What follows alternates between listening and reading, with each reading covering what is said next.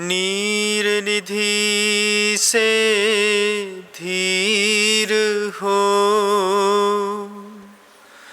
वीर बने गंभीर, पूर्ण तैर कर पालिया,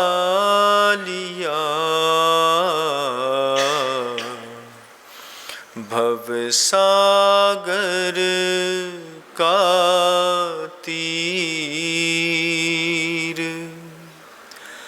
अधीर हूँ मुझे धीर दो, सहन करूँ सब पीर, चीर चीर कर चिर लखूं, अंतर की तस्वीर। अहिंसा परमो धर्म की जय। परम पूज्य आचार्य भगवंत गुरुदेव श्री विद्यासागर जी मुनि महाराज की, बंधा जी के अश्यकारी श्री अजित नाथ जी भगवान की जय। समस्त मुनि संघ की जय। परम पूज्य मुनि श्री 108 विनम्र सागर जी महाराज की, मुनि संघ की नमोस्तु भगवान। सती चेलना का एक जीवन चरित्र आपके सामने आ रहा है। पिछले 5, 6, 7 दिनों से लगातार मैं उसको कह रहा हूं। जितना मैं कमरे में जाकर के उस कथानक को पढ़ता हूं, उतना ही मेरा और नया नया विषय निकलता चला जाता है। पिछले सत्र में आपने देखा कि कैसे चेलना जिनदत्त सेठ के घर के अंदर 1 माह की अवधि तक रुकी रह गई। महाराज शैणिक और चेलना का अभी आपस में मिलाप नहीं हुआ।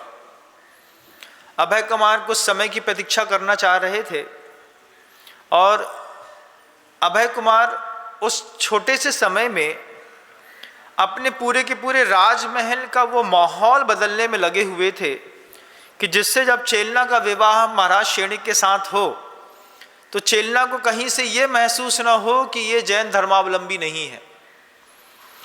जिनदत्त सेठ के यहाँ 1 माह से ज़्यादा जब चेलना रुक ली, इस समय महाराज शैणिक भी बहुत आकुल व्याकुल होते थे।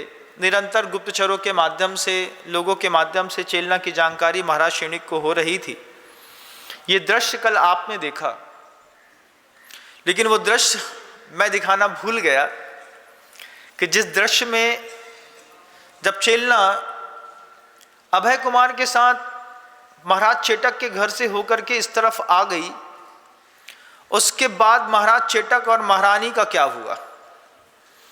महाराज चेटक और महारानी दोनों के दोनों चेलना के बारे में सुन करके बड़े हतप्रभ हुए।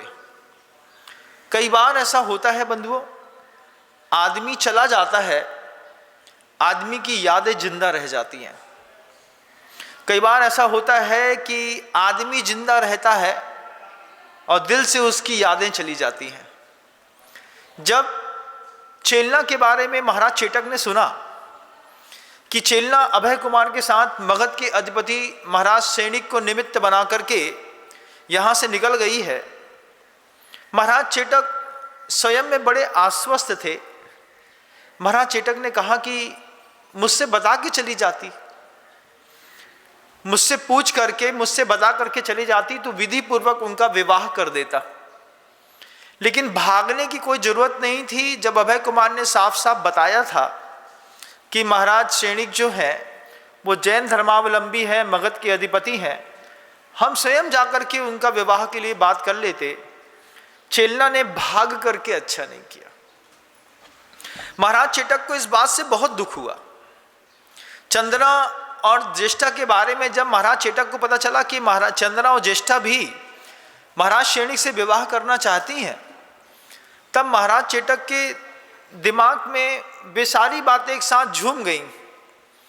महाराज चेटक ने अपना गुप्तचर मगध के अधिपति में वहाँ पर भेजा, और जो अधिपति के पास से जानकारियाँ लौट करके महाराज चेटक के पास आया, गुप्तचर महाराज चेटक से कहता है कि महाराज, अपने साथ धोखा हो गया। जिस अभय कुमार ने ये झूठी बातें मायाचारी पूर्वक करके ये बात कही कि महाराज मगध के अधिपति महाराज शैणिक जो हैं वो जैन धर्मावलंबी हैं, असल में वो जैन धर्मावलंबी नहीं है, वे किसी अन्य मत को मानने वाले हैं।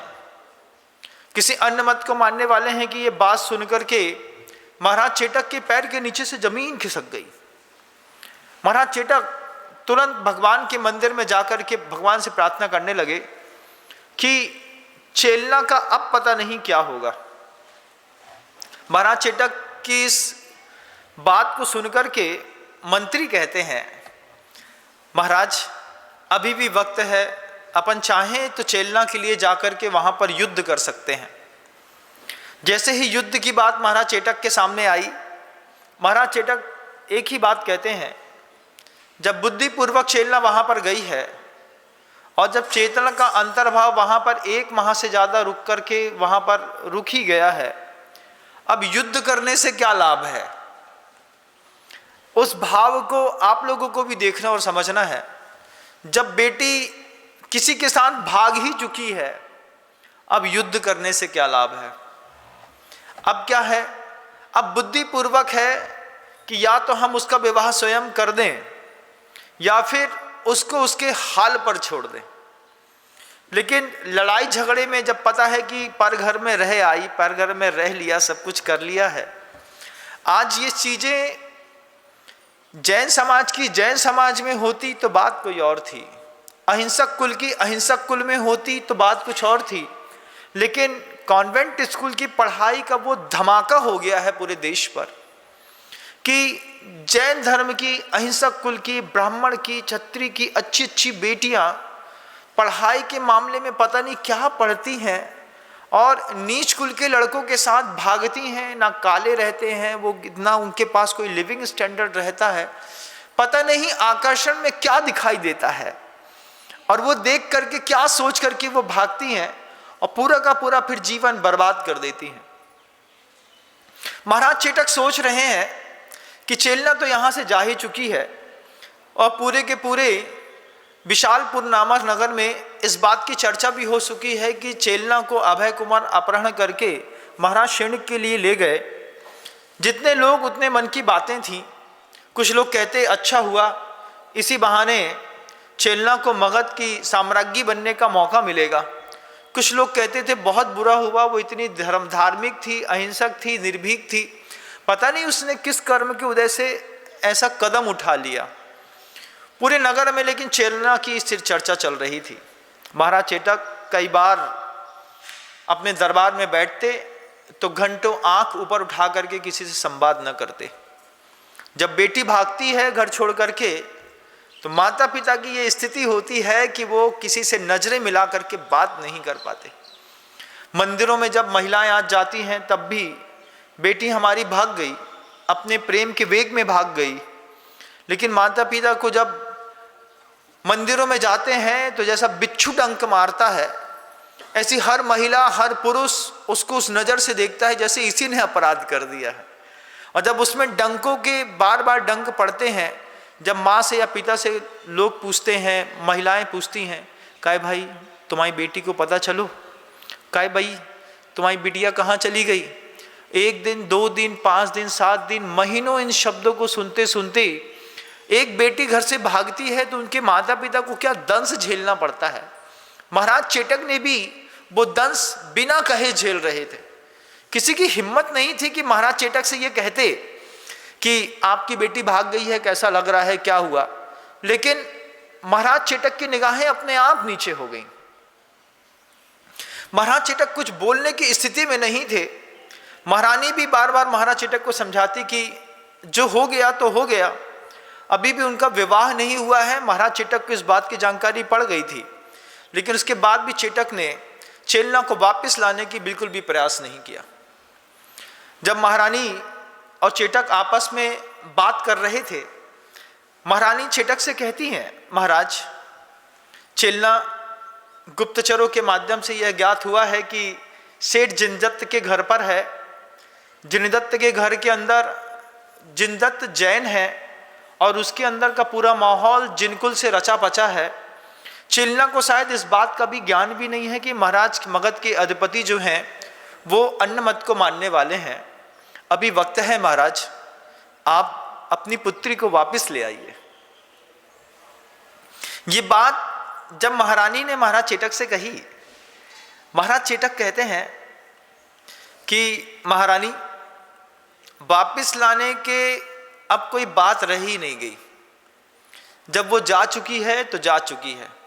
अब तो मुझे उसके भाग्य पर और अपने पुण्य और अपने दी गई शिक्षा पर भरोसा है। मुझे इस बात का विश्वास है कि मेरी बच्ची का भाग्य अति भाग्यशाली होगा और मुझे अपने परिवार में उस वक्त की दी गई शिक्षाओं पर भरोसा है। चेलना को सब आता है। याद करो, जब वो छोटी थी घर के अंदर, तब भी मैं कहता था कि चेलना की किसी भी बात को इनकार करने का परिवार में कोई भी साहस न करे, क्योंकि चेलना इतनी धार्मिक थी, जिसको पाप पुण्य की परिभाषाएं आती हों, जीव और अजीव कृत असंयम आता हो, जिसको अतिथि संविभाग व्रत आता हो, पूजन आता हो, दर्शन आता हो, भक्ति आती हो, स्त्रोत पाठ आती हो। महाराज चेटक मुस्कुरा करके कुछ बहुत दूरदर्शिता की वाली बात को सोच रहे थे कि चेलना सिर्फ विवाह के निमित्त से नहीं गई है। मुझे दिखाई देता है कि अब चेलना के जीवन में एक ऐसा अदृश्य युद्ध होने वाला है कि उस युद्ध की वो सेना नायक भी है और अब मैं अपने घर से भेजे गए किसी भी सेनापति को वापस लाने के पक्ष में बिल्कुल भी नहीं हूँ। महारानी और चेटक के बीच का यह संवाद इतना गंभीरपूर्ण था कि चंदना और ज्येष्ठा वहाँ पर किनारे बैठ कर के जब ये गंभीरपूर्ण संवाद को सुन रही थीं, चंदना और ज्येष्ठा ने सोचा नहीं था कि इतनी बड़ी स्थितियां अब घट सकती हैं। लेकिन महाराज चेटक हर उस स्थिति के ऊपर देख करके नजर डाल रहे थे।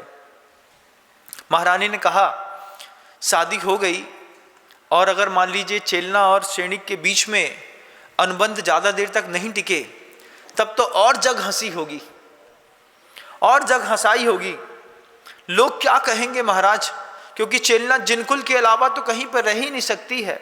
चेलना स्वयं कहती थी अपनी दासी से कि जैसा हनुमान के लिए राम का कोई विकल्प नहीं है, ऐसे ही चेलना के जीवन में जिनेंद्र भगवान के अलावा कोई विकल्प ही नहीं है। जब चेलना ये शब्द कहती है कि जिनेंद्र भगवान के अलावा मेरे पास कोई विकल्प नहीं है, अभी विवाह नहीं हुआ है महाराज, बेटी को सुरक्षित वापस ले आइए। महाराज चेटक कहते हैं, विवाह भले नहीं हुआ हो, लेकिन चेलना अब एक अघोषित युद्ध की ओर कदम बढ़ा चुकी है। अब चेलना के धैर्य की, धर्म की परीक्षा है। महारानी बार बार कहती, महाराज अभी भी वक्त है, विवाह नहीं हुआ है। महाराज चेटक ने महारानी के हाथ पकड़ करके सिंहासन पर बैठा दिया।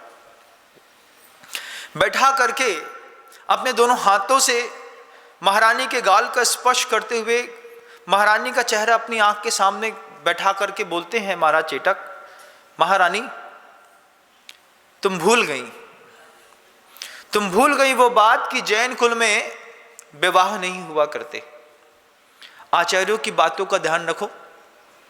महारानी से महाराज चेटक ने पूछा, कहा वो बात को कि जब कोई मुनि महाराज दीक्षित होते हैं, दीक्षित होने के बाद जब वह अपनी दीक्षा से स्खलित होते हैं तो क्या कहा जाता है? दीक्षा लेने के बाद जब स्खलित होते हैं तो महारानी बोली कि महाराज उनको चारित्र से भ्रष्ट कहते हैं।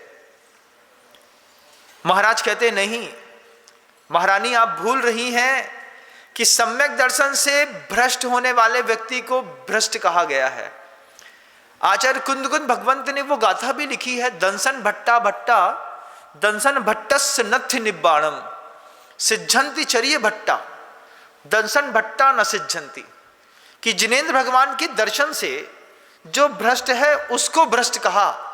चारित्र से भ्रष्ट व्यक्ति को जिन कुल में भ्रष्ट नहीं कहते। चारित्र से भ्रष्ट व्यक्ति को जिनकुल में अब इसको प्रतिपाती कहते हैं, कि जिसका ऊपर गुणस्थान पर चढ़ते चढ़ते प्रतिपतन हो गया है। शब्द है जिसने चारित्र को छोड़ दिया उसके लिए प्रतिपाती, गिर गया है, लेकिन दर्शन से भ्रष्ट नहीं है। आप चेलना को क्या समझती हैं? चेलना अपने दर्शन से भ्रष्ट नहीं हुई, ना उसको कोई अपने दर्शन से भ्रष्ट कर पाएगा। और ये जो आप बार बार ये कह रही हैं ना कि अभी चेला का विवाह नहीं हुआ, विवाह नहीं हुआ, विवाह नहीं हुआ, एक बार दीक्षा लेने के बाद अच्छा साधक, उसके जीवन में सिर्फ एकमात्र विकल्प रहता है मृत्यु। जैसे मुनि धर्म दीक्षा कही जाती है, आप भूल रही हैं महारानी कि जिन कुलों में कन्याओं का विवाह नहीं होता उनकी गृहस्थ धर्म की दीक्षा होती है। शब्द के ऊपर गौर करिएगा बंधु। शादी शब्द कहते हैं, विवाह कहते हैं, मैरिज कहते हैं। तो मैरिज में, शादी में, विवाह में डिवोर्स पॉसिबल है, लेकिन दीक्षा में किसके साथ डिवोर्स होता है? अगर मान लीजिए आपकी दीक्षा हो जाए तो दीक्षा में कहीं पर भी डिवोर्स का पेपर फाइल नहीं होता। दीक्षा को तो प्राणपन से सहना और करना पड़ता है। ठंडी हो, गर्मी हो, बरसात हो, भूख प्यास हो, कष्ट हो, साधर्मी विसंवाद हो, कुछ भी हो, किसी भी कीमत पर जैसे साधु दीक्षा नहीं छोड़ता, ऐसे ही बेटियों की, कन्याओं की गृहस्थ धर्म में दीक्षा होती है। वे जो गृहस्थ लोग हैं जो ये सोचते हैं कि हमारी शादी हो गई, हमारा विवाह हो गया, हमारी मैरिज हो गई, इन शब्दों को बदलने से आदमी के अंदर का कैरेक्टर बदल जाता है। जब कभी भी आपकी बेटी का विवाह हो, ऊपर कार्ड पर लिखिएगा गृहस्थ धर्म दीक्षा महोत्सव। ये जो आप विवाहोत्सव शब्द लिखते हैं, शादी शब्द लिखते हैं, शादी तो मुसलमानी शब्द है, विवाह जो है वो एक सामान्य से हिंदी शब्द है। लेकिन जैन दर्शन का गृहस्थ जीवन में संबंध स्थापित करने वाला संबंध का शब्द है गृहस्थ धर्म दीक्षा महोत्सव। कभी भी, जब कभी भी आप अपनी बच्ची का, बच्चे का कार्ड छापिएगा, उस कार्ड में ये शब्द लिखिएगा ऊपर, भगवान की असीम अनुकंपा से हमारे पुत्र का गृहस्थ धर्म दीक्षा महोत्सव हम सब मिलकर के फलानी तारीख को मनाने के लिए जा रहे हैं। तब उस शब्द को जब लोग पढ़ेंगे तब उस शब्द की सार्थकता जीवंत होंगी। जैसे मुनि धर्म दीक्षा महोत्सव होता है, ऐसे गृहस्थ धर्म दीक्षा महोत्सव होता है। और बेटियों को उस बात का संस्कार दीजिएगा कि बेटा, कुछ लड़के या फिर कुछ बेटियां होती हैं जो मुनि धर्म में दीक्षित हो जाते हैं, अब तुम्हारी गृहस्थ धर्म में दीक्षा का समय आ गया है। और धर्म में दीक्षा का समय का मतलब क्या है? पी धम्मो दर धम्मो अवज्ज भीरु, ये शब्द आते हैं कि वो अपने धर्म को तुम प्रियता के साथ पालन करो और दृढ़ता के साथ पालन करो। उस दृढ़ता का संकल्प हमारे जीवन में बना रहे, इसके लिए माँ बहनें बचपन में बच्चों को सिखाती थी वो बात कि बेटा मंदिर जाओ, दाका के दर्शन करके आओ, उसके बाद नाश्ता मिलेगा, चाय मिलेगा, पानी मिलेगा। मान लीजिए अगर आप ये बहाना मारते हैं कि हमारे घर से मंदिर 1.5 किलोमीटर है, 1 किलोमीटर है, 5 किलोमीटर है, 10 किलोमीटर है, कोई बात नहीं, मैं आपका बहाना भी स्वीकार कर लूंगा। लेकिन मैं आपसे कहना चाहता हूं कि अपने घर के अंदर के बच्चों को दृढ़ धर्मिता का वो संस्कार दीजिए कि सो करके उठने के बाद जब हमारे सामने बैठ करके जब तक आप एक माला नमोकार मंत्र की नहीं फेर लेंगे, एक बूंद पानी घर के अंदर पीने नहीं मिलेगा। ये माला का नियम देने पर तो आपकी दृढ़ धर्मिता भी बनी रहेगी। मंदिर के लिए घर से बाहर नहीं जाना, कहीं पर कपड़े नहीं बदलने, नहाना नहीं, धोना नहीं, कुछ नहीं। आप सो करके उठे हैं, उठ करके सीधे गए और गिलास का पानी उठाया और मुंह में डाल दिया, ऐसा नहीं होगा। घर के अंदर एक दृढ़ धर्मिता की मर्यादा खींचिएगा खुद, क्योंकि अपनी बच्ची और बच्चे को संस्कार देने हैं इस बात के कि तुम्हारी गृहस्थ धर्म में जब दीक्षा होगी तो तुम उस दीक्षा का निर्दोषता तरीके से पालन कर सको। महारानी को समझा रहे हैं कि महारानी सोचिए कि चेलना को हमने क्या नहीं सिखाया है। अब चेलना का जो युद्ध होने वाला है महाराज शैणिक के साथ, उस युद्ध में भावना भाइये तीर्थंकर प्रभु से 24 तीर्थंकरों की स्तुति करिए कि अपनी बेटी विजयी हो, क्योंकि अब तो बेटी जा चुकी है। लौटा के लाएंगे तो भी बदनामी होगी, घर के अंदर रखेंगे तो भी बदनामी होगी। जितने मुंह उतनी बातें होंगी, किस किस का मुंह बंद करेंगे, क्या क्या लोग कहेंगे, आपको क्या पता। इसलिए अब मैं भगवान से प्रार्थना कर रहा हूं कि मैंने अपनी बेटी को जो दृढ़ धर्मिता के संस्कार दिए हैं, प्रिय धर्मिता के संस्कार दिए हैं, अबज्ज बीरू जिसने अवध्यपने का संस्कार दिया है कि कभी मैं हिंसा नहीं करूंगी, और निर्भीकता का संस्कार दिया है, अब तो मैं अपनी चेलना के लिए प्रार्थना कर रहा हूं कि मेरी चेलना को बचपन में दिए गए संस्कार अब सैनिक के सामने हर तरीके से फलीभूत हों। क्या पिता की सोच, क्या अपनी पत्नी को समझा करके एक पिता तैयार कर रहा है कि बेटी जा चुकी है लेकिन उसका संस्कार नहीं गया। संस्कार कैसे नहीं गया कि बच्ची को घर के अंदर पहले हमको सिखाना होगा, बेटा सो के उठने के बाद जैसे घर के अंदर लीपा पोती करने के लिए एक पूरी की पूरी ड्रेसिंग टेबल आपने बना के रखी है, ठीक ऐसे ही घर के अंदर एक कालीन खरीद लीजिए, एक साफ चटाई खरीद लीजिए, घर के अंदर स्फटिक की 8, 10, 11, 12 माला अलग अलग कलर की खरीद लीजिए, और घर की डाइनिंग हॉल पर माला भी लटकाइए। सब बच्चों की एक एक टूथब्रश का ब्रश है, सबकी अपनी अपनी जीबियां हैं, सबका अपना अपना पेस्ट है, सबके अपने अपने कपड़े हैं, लेकिन क्या घर के अंदर सबकी अपनी अपनी माला है कि नहीं? हर बच्चे की एक एक माला होगी, माता पिता की भी होगी, दादा की भी होगी, दादी की भी होगी, बच्चों की भी होगी। हम शुरुआत करेंगे खुद बैठ करके, देखो मैंने अपनी माला उठा ली, ओम नमो रिंताणम, नमो सिद्धाणम, नमो आर्याणम, नमो वज्राणम, नमो लोय सब्ब साहूणम। एक माला हमने फेरी, बुद्धिपूर्वक 8 मिनट 9 मिनट लगा, हमने अपनी माला फेर ली है। आप अपनी माला, हमें प्यास लगी है, चाय चाहिए है, बेड टी चाहिए है, ये चाहिए है, कुछ नहीं चलेगा जैन धर्म के अंदर। जैन धर्म के परिवारों को अगर आपका ये संकल्प नहीं है कि आप मंदिर जाकर के पूजा अभिषेक कर सकते हैं, इतना छोटा सा दृढ़ धर्मिता का संकल्प घर के अंदर माहौल बनाइए खुद कि हम अपने घर के अंदर 10-12 माला लेकर के जाएंगे, और 10-12 मालाओं में हर बच्चे की, हर पिता की, पुत्र की, पत्नी की, सबकी एक एक माला होगी। और हमारे घर का संकल्प होगा कि जब तक हमारे घर का हर बच्चा सो के उठने के साथ एक माला नमोकार मंत्र की नहीं फेर लेगा, उसको उसके गले के अंदर एक बूंद पानी डालने की भी परमिशन नहीं है। इतना अनुशासन घर के अंदर भी पैदा कर गए तो ये बेटियों के कभी भी डिवोर्स पेपर फाइल नहीं होंगे, इस बात का ध्यान रखिएगा। और बच्चों को समझाइए इस बात को कि दीक्षा में डिवोर्स नहीं होता। जब कार्ड में लिखेंगे आप इस बात को कि गृहस्थ धर्म दीक्षा महोत्सव मनाने जा रहे हैं, ईश्वर की असीम अनुकंपा से, पूर्वजों के आशीर्वाद से, गुरुओं की कृपा से हमारी पुत्री का विवाह फलाने चंद के पुत्र के साथ संपन्न होने जा रहा है। हमारे पुत्री का गृहस्थ धर्म दीक्षा महोत्सव फलाने पुत्र के संबंध के साथ संबंध होने जा रहा है। इस शुभ अवसर पर आप सभी पधारिए। तो दीक्षा की जैसे पूरी क्रियाएं दिन के समय में होती हैं, रात में कभी किसी मुनि महाराज की दीक्षा देखी है? देखिए कभी रात में किसी साधु को किसी आचार्य परमेष्ठी ने रात के 11 बजे दीक्षा दे दी हो, 12 बजे दे दी हो। जैसे रात के समय दीक्षा नहीं होती, ऐसे रात के समय में गृहस्थ धर्म दीक्षा महोत्सव भी नहीं होते। दिन के उजाले में चक्रवर्ती विवाह करिए, अभिषेक, शांति धारा, पूजन अभिषेक के साथ, भगवान की स्तुति स्तोत्र पाठ के साथ, एकासन उपवास की संयोजना के साथ गृहस्थ धर्म दीक्षा का ऐसा महोत्सव बनाइए कि लोगों को लगे कि हाँ, जैनियों के घर में शादी इस तरीके से होती है। वो गिरे हुए और पापी लोग होते हैं, रात को 8 बजे के बाद उठते हैं, अपनी बारातें लगाते हैं, रात भर लोगों को डियर बियर एंड चीयर खिलाते और पिलाते हैं। उनके घर की बर्बादियों की कहानियां तो वो खुद लिखते हैं। लेकिन अगर जैन शासन का गृहस्थ धर्म दीक्षा महोत्सव मनाने का आपके मन के अंदर विचार भी आया हो, कभी आपको किसी ने सुनाया हो, बताया हो, सिखाया हो, तो फिर सीखिएगा, क्योंकि शादी का सीजन 1 माह बाद आ रहा है। दीपावलियां होंगी, 15 दिन बाद देव उठनी का रस उठेगी, और जैसे ही पूरी दुनिया के देवता जागृत होंगे वैसे ही वो सबकी अपने अपने संबंध शुरू हो जाने वाले हैं।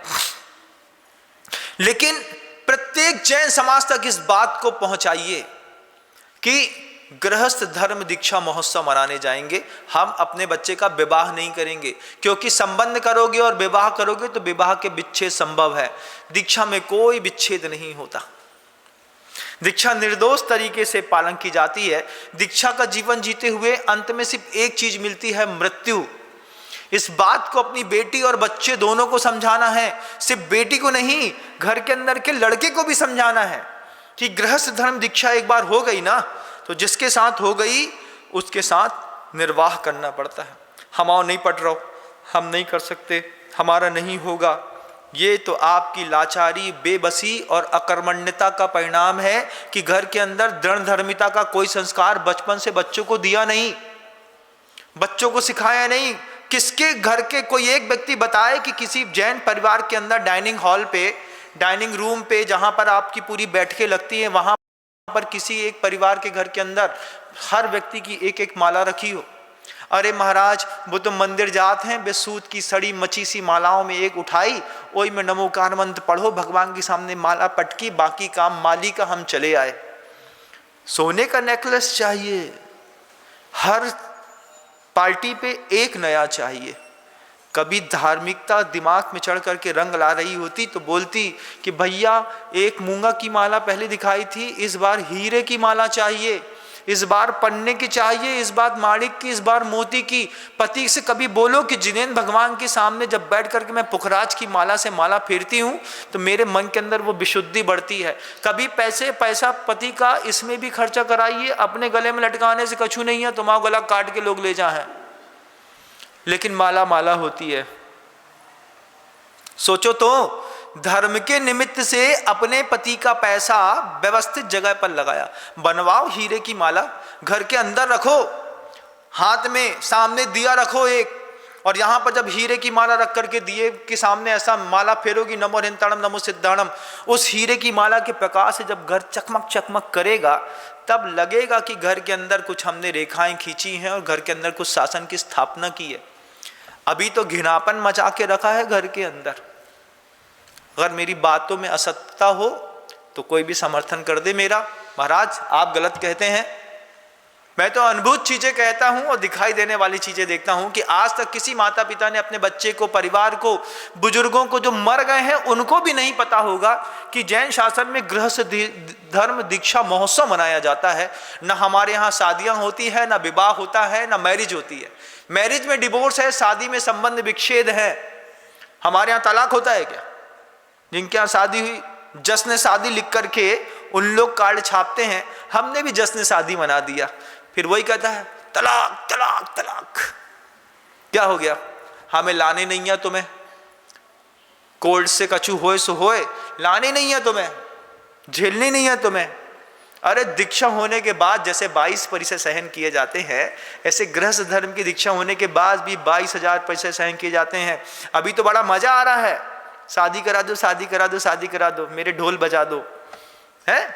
उसके बाद जब समझ में आएगा, जब गृहस्थ धर्म दीक्षा महोत्सव में पता चलेगा कि मेरी कसाई की परिणाम और मेरे पति की लेस्याओं में जमीन आसमान का अंतर है। कुंडली मिलाने से पहले देखना कि दोनों की लेस्याएं एक जैसी हैं कि नहीं है। प्रेम तो बहुत आसानी से हो जाता है, जितनी आसानी से होता है उतनी आसानी से छूट भी जाता है। बड़ी हंसी की बात है।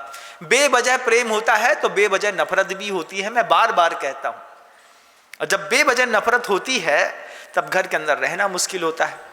फिर दुनिया भर के कोर्ट कचहरी में चक्कर लगाते फिरते हैं। वो जवान 22 साल की बेटी जब कोर्ट में सामने खड़ी रहती है अपने डिवोर्स पेपर को लेकर के, कितना बुरा लगता है। काहे भाई जैन साहब तुम कैसे आए?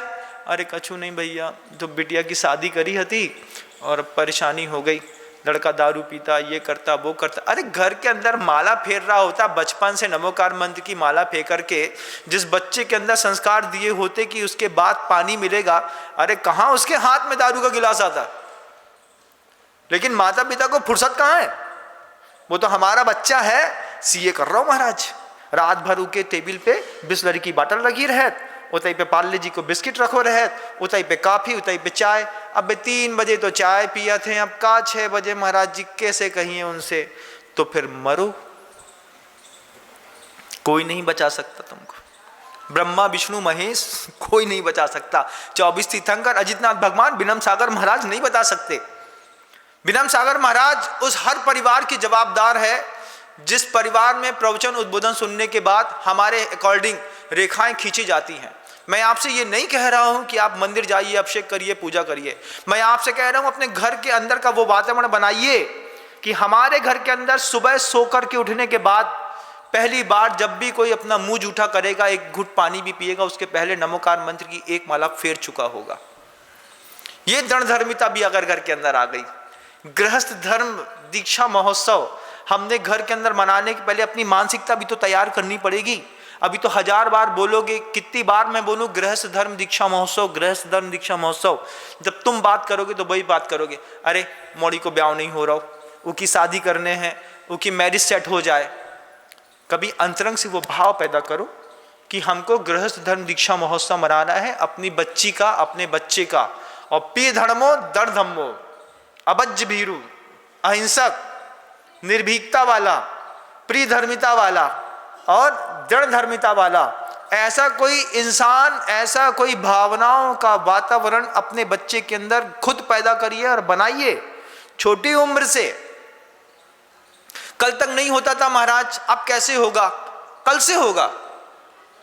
आपका बच्चा कितना भी बड़ा क्यों ना हो, एक बार नियम बना लीजिए कि हमारा पूरा का पूरा परिवार महाराज जी की बात मानेगा।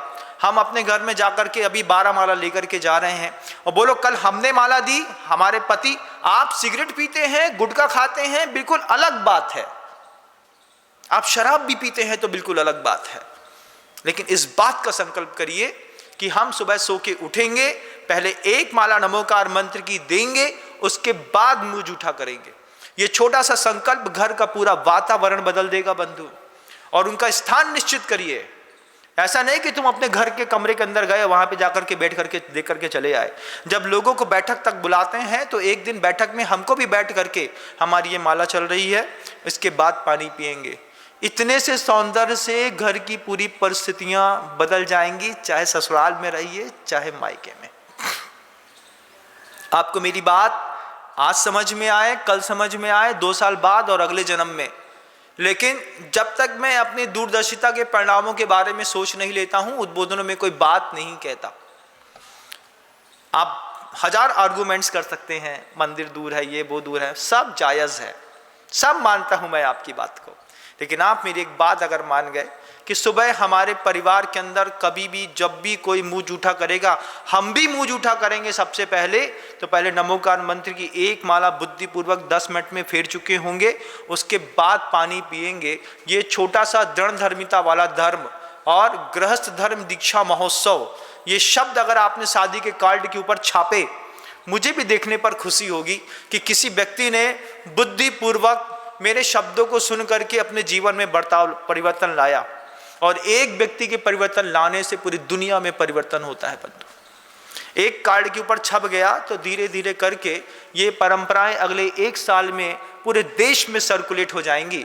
हर आदमी जैन समाज का लिखेगा कि भैया हमारी बेटी का गृहस्थ धर्म दीक्षा महोत्सव है। तो दीक्षा महोत्सव जैसा मनाया जाता है, फिर हम वैसा ही दीक्षा महोत्सव मनाएंगे। अच्छी बंदरबारें लगेंगी, अच्छी पूजन होगी, अभिषेक होगी, हल्दी खेलेंगे, हर चीज में सुख मिलेगा। अभी हर चीज में भयावहता, वेलगैरिटी और भयानकता दिखाई देती है। उसके बाद आप देखिएगा गृहस्थ धर्म दीक्षा महोत्सव का कार्यक्रम है, हमारे घर के अंदर हल्दी है। अब वो जिनके बच्चे, लड़के या लड़की का विवाह होना है, वो लड़के लड़की, लड़का लड़की ना दिख करके ऐसा लगे कि दीक्षार्थी हैं भैया, इनकी दीक्षा होने जा रही है। कितना सौंदर्य बढ़ेगा। एक बेटी की दीक्षा होने जा रही है, एक लड़के की दीक्षा होने जा रही है। ये दीक्षार्थी हैं तो अच्छे से होली रगड़ दो, हल्दी रगड़ दो, अच्छे से इनको लाड़ प्यार कर लो, इनकी बलैया उतार लो, इनको घोड़े में घुमा लो, इनको बढ़िया अच्छे से मेहंदी लगा दो, इनको सोना चांदी दे दो। क्यों? सब ले ले तू। इतना सारा व्यवहार किस लिए किया जा रहा है? क्योंकि दीक्षा महोत्सव है तेरा। तो गृहस्थ धर्म में दीक्षित होने जा रहा है। अब गृहस्थ धर्म में दीक्षित होने के बाद सब सहना पड़ेगा। दीक्षा में 7 फेरे, वो जो फेरे नौटंकी वाले आपके घर के अंदर होते हैं, वो होते नहीं। गृहस्थ धर्म दीक्षा महोत्सव में जब आप दिन के उजाले में इस तरीके का पूरा वातावरण बना रहे होंगे अपने अपने बच्चे, अपने परिवार के लिए, और जब आप इस माहौल को खड़ा कर रहे होंगे गृहस्थ धर्म दीक्षा महोत्सव में जब आप सोचिए कि हमने पूरा हल्दी कर ली, सुबह का कार्यक्रम कर लिया, सब काम हो गया, दोपहर में हमने भोजन कर दिया, शुद्ध भोजन करा दिया, उसके बाद जैसे बिनौली निकलती है किसी साधकों की, हमने पूरी बिनौली निकाल दी। बिनौली निकालने के बाद जैसे दीक्षा का महोत्सव होता है, हमने फेरा पड़ा दिए, शाम को सबकी जीवनार, सबकी प्रभावना कर दी। सब कुछ करने के बाद हमने धीरे से अपनी विदा ले ली, उनको दीक्षित करके छोड़ दिया। वे आप अपना दीक्षा महोत्सव मनाइए, अब आपका परिवार सुखी रहे, संपन्न रहे, सब आशीर्वाद देके गए। ये तो गृहस्थ धर्म दीक्षा महोत्सव का सौंदर्य है। विवाह के महोत्सव, शादियां होती हैं, रात में शराब, पाप, थुमके, मुल्टे, पार्टी शार्टी सब होता है, वेज नॉनवेज, दारू, कटलरी, सबका चिकन का सबका सेंटर लगा दिया। खुद जैन समाज के लोगों ने जाकर के 20-20 कैरेट शराब लेकर के सामने बांट करके आए। 6 महीना शादी नहीं चली। बोले जहां पर इतने सारे जीवों की हिंसाओं की बद्दुआएं लगी हों, उसका गृहस्थ धर्म क्या खाक पलेगा? किसका पलेगा? जिसको सब लोगों ने आशीर्वाद दिया हो, सब लोगों ने भावना भाई हो कि इस श्रावक ने आज अपनी बच्ची का गृहस्थ धर्म दीक्षा महोत्सव मनाया है, हम भी इनसे इंस्पायर होकर के अपने परिवार में जब हमारी बेटी का विवाह होगा, हम भी गृहस्थ धर्म दीक्षा महोत्सव मनाएंगे। और अगर आप लोगों की शादियां हो गई हैं और आपके गृहस्थ धर्म दीक्षा महोत्सव नहीं मनाए गए, तो फिर अगली बार अपनी उस शादी की एनिवर्सरी पे एक गृहस्थ धर्म दीक्षा महोत्सव अपना भी मना लेना। अपने बच्चे से कहना 25 साल हो गए हमारी शादी के, अब हमको अपनी शादी का एक गृहस्थ धर्म दीक्षा महोत्सव फिर से मनाना। महाराज ने कही थी, हमारे लाने कर दो व्यवस्था, 2-4 लाख रुपया, 5 लाख रुपया खर्चा करो, फिर एक बार उसी चीज को एक बार रिपीट करो। रिपीट करने पर 25 साल के पिछले जीवन को भूल करके आपको लगेगा कि आज ही हमारी शादी हुई है, सब कुछ वैसा ही जिया जाएगा जैसा 25 साल पहले आप जीने की तैयारी कर रहे थे। ये सेलिब्रेशन डेस्टिनी होते हैं और शराब के साथ होते हैं, व्यसनों के साथ होते हैं। ये तो भारतीय में जैन समाज का कभी स्टैंडर्ड ही नहीं रहा। और जो लोग ये समझते हैं कि हमने ये सब करके बहुत बड़ा तीर मार लिया, अब आप सोचिए कि चेटक महारानी को समझा रहे हैं कि चेलना का अब एक युद्ध होने वाला है। जब वह अपने गृहस्थ धर्म में दीक्षित होगी, तब जाकर के पता चलेगा उसको कि अब उसकी युद्ध की विविधता कितनी है और क्या है। महारानी, आप तो बस इस बात की भावना करो कि चेलना का गृहस्थ धर्म अच्छे से पल जाए।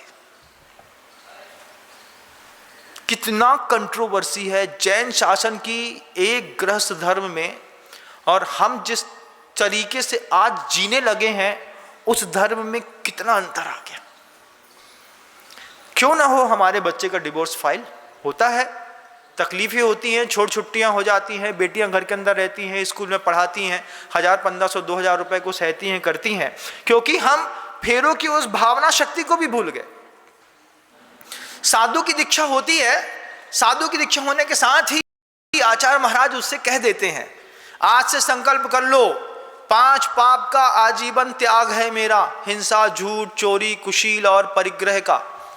जैसे हम लोगों को दीक्षा होने के साथ ही गुरुदेव ने कह दिया, प्रत्याख्यान करो कि आज तक जितना भी जीवन में झूठ, चोरी, कुशील, परिग्रह इत्यादि का संचय किया है, कर्म में लिप्त हुए हो, आज से दीक्षित होते साथ ही मैं इसका त्याग करता हूं। हाँ महाराज, आप जैसा बोलते हैं वैसा। ठीक ऐसे ही सिर्फ मुनि धर्म की दीक्षा होने के साथ ही वहां पर गृहस्थ धर्म में, जैसे मुनि धर्म में त्याग करा दिया, ऐसे गृहस्थ धर्म में भी त्याग कराया जाता है। पहले फेरे की संकल्पना होती है कि हम दोनों गृहस्थ धर्म में दीक्षित होने वाले नव दीक्षित प्राणी इस बात का संकल्प करते हैं कि आपस में हिंसा नहीं करेंगे। डोमेस्टिक वायलेंस, लड़की ने कोर्ट केस लगाया हुआ है, हमको मारते हैं, दहेज की प्रताड़ना कराते हैं, कुछ नहीं, शुद्ध नौटंकी है, शुद्ध। वो तो बचना है, भागना है, तो झूठ का बहाना लेकर के, मालूम है कि आईपीएल, इंडियन पीनल कोड्स में इस तरीके की धाराएं लगा देने से सामने वाला सास, ससुर, पति, पत्नी, चाचा, भतीजे सब फरारी काटते फिरेंगे। लड़की ने उठा करके झूठ का सहारा ले लिया, बिल्कुल गलत बात, 100% गलत बात। पहली शादी के पहले फेरे में इस बात का संकल्प कराया गया होता, हम दोनों नवदीक्षित, गृहस्थ धर्म में नवदीक्षित होने वाले आपस में इस बात की संकल्पना करते हैं कि आपस में एक दूसरे की हिंसा नहीं करेंगे, शाब्दिक हिंसा नहीं करेंगे, वाचनिक हिंसा नहीं करेंगे, भावनात्मक हिंसा नहीं करेंगे, शारीरिक हिंसा नहीं करेंगे। ये हिंसा का त्याग आपस में दो के बीच में भी हो गया होता तो कभी किसी गृहस्थी नहीं टूटती, एक भी गृहस्थी नहीं टूटती। लेकिन हम भूल गए बेदकियानूसी बातें जो पता नहीं किताबों में कहाँ किसने लग दी। तुम हमारे भोजन की व्यवस्था करोगे, तुम हमारे गहनों की व्यवस्था करोगे, तुम हमारे मित्रों का पालन करोगे, क्या क्या नौटंकी वाले संकल्प दिला दिए। अरे जमाने में आचार्यों के उस 5 पापों की संकल्पना गृहस्थ धर्म में दीक्षित होने पर कराई जाती है कि भैया आपस में हिंसा नहीं करोगे, इस बात का संकल्प कर लो। देव, शास्त्र, गुरु, अग्नि और हम सारे रिश्तेदारों को साक्षी मान करके बीच में मंडप लगा है, उस मंडप में इस बात की संकल्पना की जा रही है, सब उसकी अनुमोदना करते हैं कि हमने लड़के के अंदर वो सद्गुण देख लिया है, हमने बेटी का सद्गुण देख लिया है, ये दोनों आपस में संकल्पबद्ध हैं, हम सब मिलके जवाबदार हैं। जितने बाराती बारात में गए थे वो सारे बाराती जवाबदार हैं। अगर दो के बीच में हिंसा हुई तो अनुमोदना के लिए गए थे आप उस लड़के के विवाह की, उस अनुमोदना में यह अनुमोदना भी करनी पड़ती है कि अगर आपस में हिंसा होगी तो हम सब मिलकर के इन दोनों को संभालेंगे। कोर्ट में जाकर के पैसा खर्चा करना, दहेज लेना, डिवोर्स फाइल करना, दूसरी शादी करना, बच्चे के पालने के खर्चे मांगना, ये सारी नौटंकियों से पूरा देश, पूरी दुनिया बच गई होती। जैन समाज के कितने परिवार बच गए होते। संकल्पना होती, उन बारातियों की एक जवाबदारियां होती हैं। सिर्फ लांचा पहन करके लीपा पोती खड़े होकर लेने मात्र से शादियां नहीं होती बंधुओं, उसमें एक एक जाने वाला व्यक्ति जवाबदार होता है।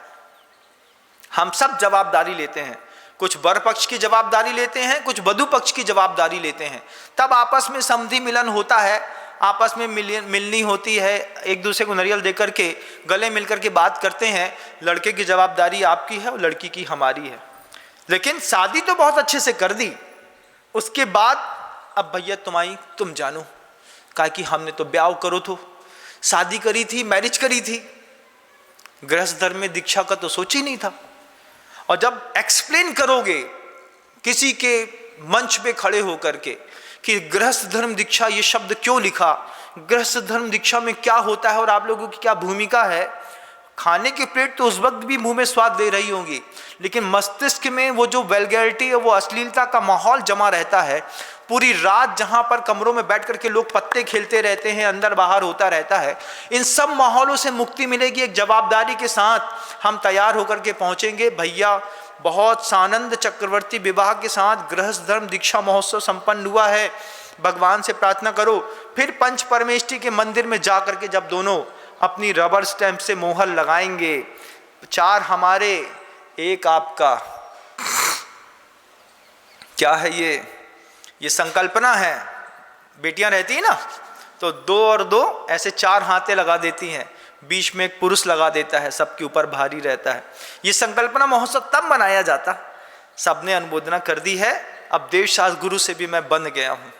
वो अनुमोदना का वो दृश्य भी, वो पंजे भी इतने स्पष्टता के साथ मंदिर के प्रथम द्वार पर लगाए जाते थे कि पैर धोने वाली हर महिला, हर पुरुष, स्त्री की एक एक रेखाओं का स्पष्ट दर्शन कर लेती थी। देखो तो नई बहू के हाथ की छापें इतनी सुंदर हैं, इतनी गहरी रेखा छपी है, ऐसो है। अब तो सबकी जवाबदारी है। अब वो बहू रास्ते से निकले, मजाल है कोई देखेगा आंख उठा के, क्योंकि गृहस्थ धर्म में दीक्षित हुई हैं, अभी गृहस्थ धर्म संभाला है, इनकी जवाबदारी है, इनको संभालना हमारी भी जवाबदारी है।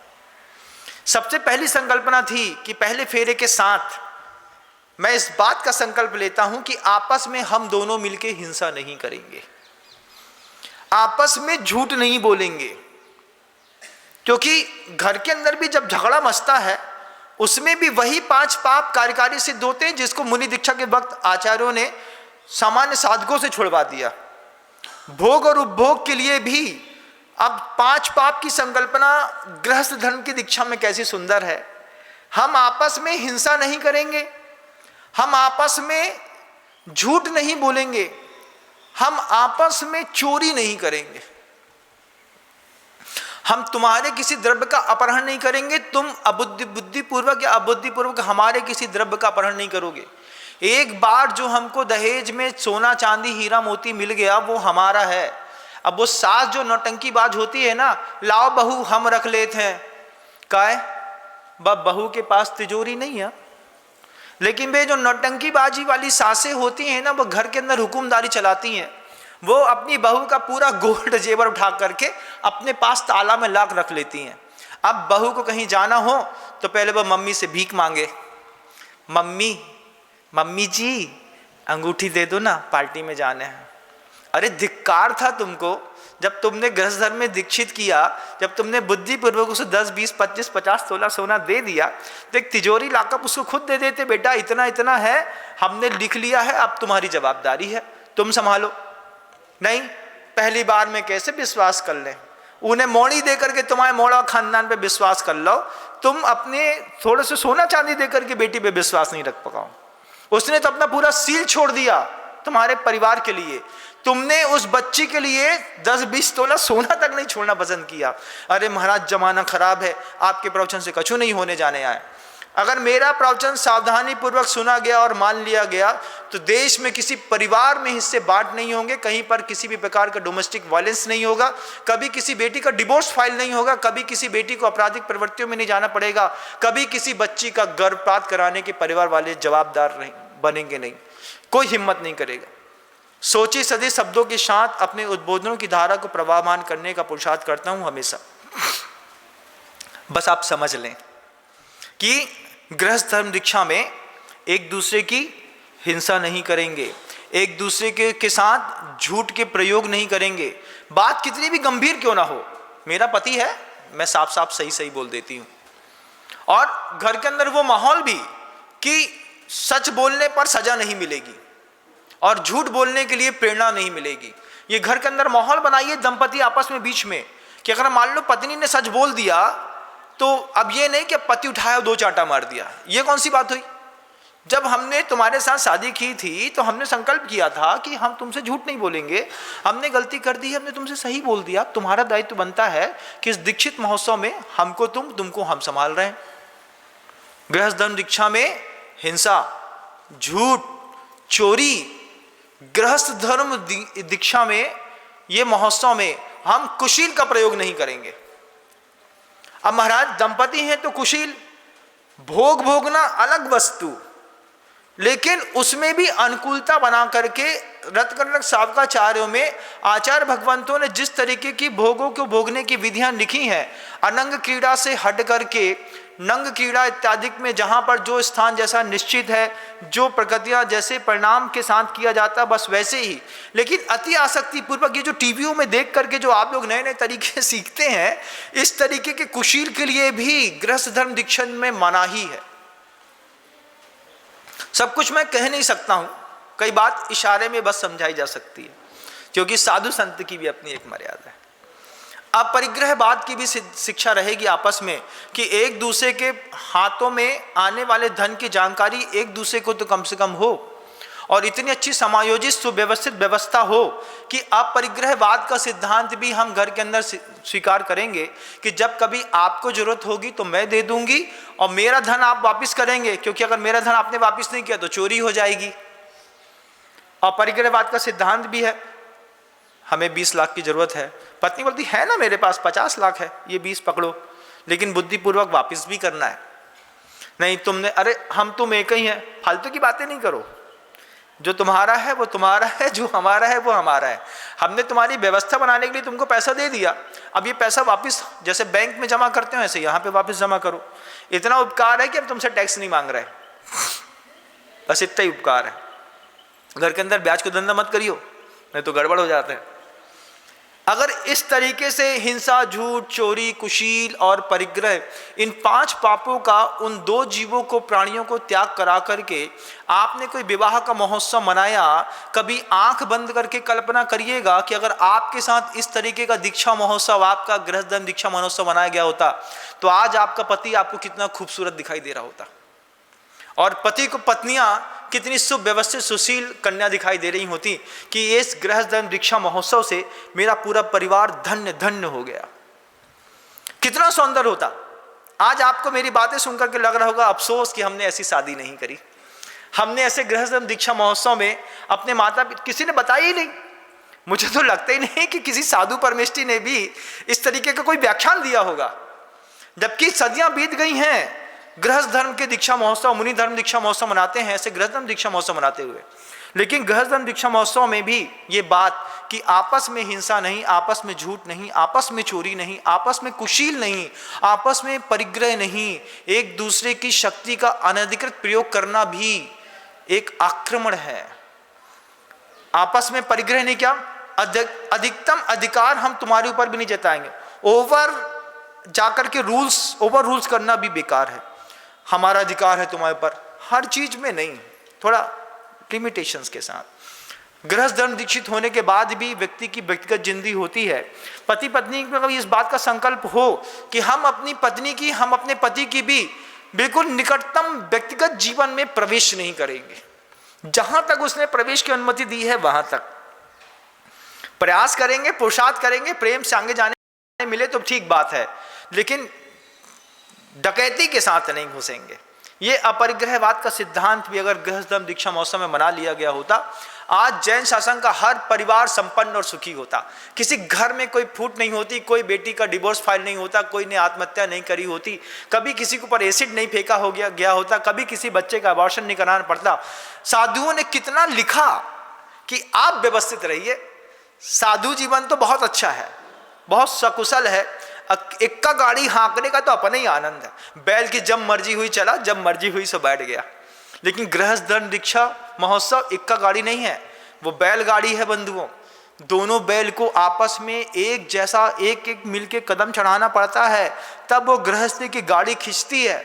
और दीक्षा महोत्सव है, एक बार मना लिया तो मृत्यु के अंतिम समय तक पालन करने का दोनों का संकल्प हो। बहुत कुछ मैं कह गया। महारानी इस बात को सुनकर के चिटक की इतना सहज हो गई, और महारानी ने भी अपनी गहरी सांस खींच करके अपनी छाती को मजबूत किया कि अब तो चेलना को अपने गृहस्थ धर्म का जीवन खुद जीने दो।